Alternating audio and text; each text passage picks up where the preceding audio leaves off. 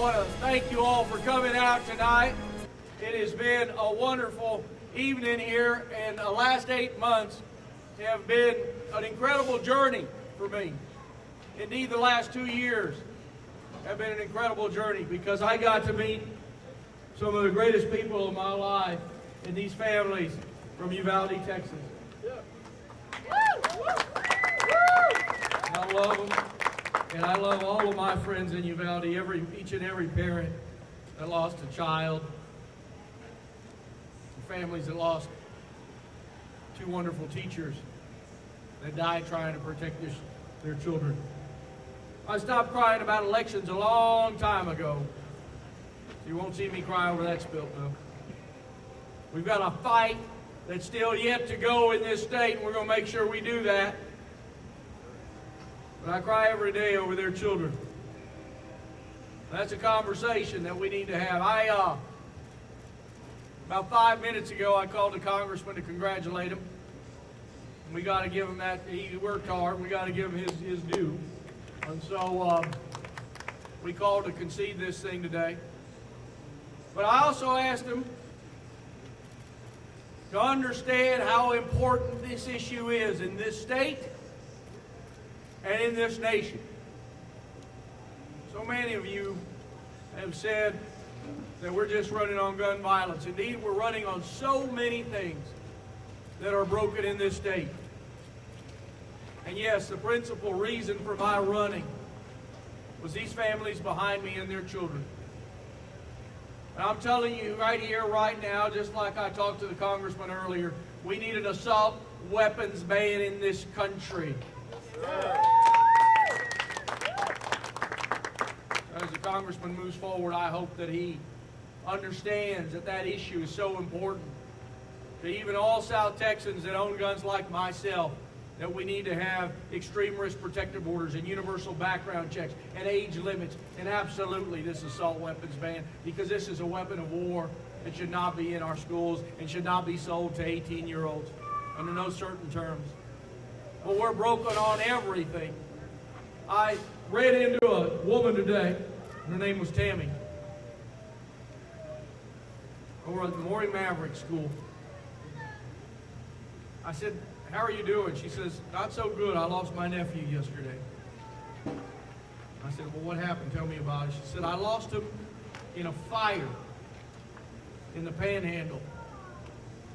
Imagine this, a woman in San Antonio, Texas, telling me that she lost her volunteer firefighter nephew who left behind 3 kids just yesterday in the fires in the Panhandle. His name was Zeb Smith. I didn't know this woman from nothing. That's how broken we are in this state, because Republicans have made decisions for us and they've prioritized certain things. The whole Panhandle is on fire, and we don't even own one damn fire-retarded plane in this state. That is the state that Greg Abbott and Ted Cruz and Donald Trump would rather have us living in. They have screwed us over on just about everything, just like they screwed over these families. Just like those cops stayed out there for 77 minutes because they were afraid of a gun. We're absolutely broken on these issues. Just like we're broken because Kate Cox had to flee this state just to get reproductive freedom, just to save her own life. That's right. We are broken in this state. We are broken in this state when we have an attorney general who is nothing but a crook. Nothing but a crook. And he sits there while he gave these families $1,000 for their pain and suffering. Less than any other mass shooting in this state. We are broken on so many things.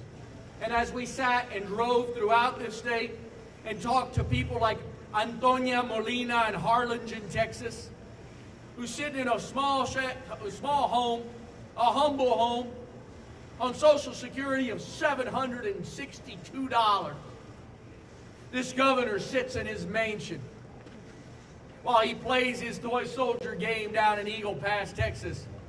trying to convince the world that we're in chaos, along with his friend Donald Trump. This morning, Donald Trump, just yesterday, he says they speak some language from outer space. It's Spanish, asshole. It's just Spanish. Yeah. And my parents were immigrants to this country. They were immigrants to this country that came from nothing but a third-grade education my father had. And he told me, son, you're going to educate yourself, because they can take away everything from you, but they'll never take away your education. That's what this race is about. It's about the fact that we are all in pain in this country. We are all in pain in this state. It's the pain of these parents. And it's never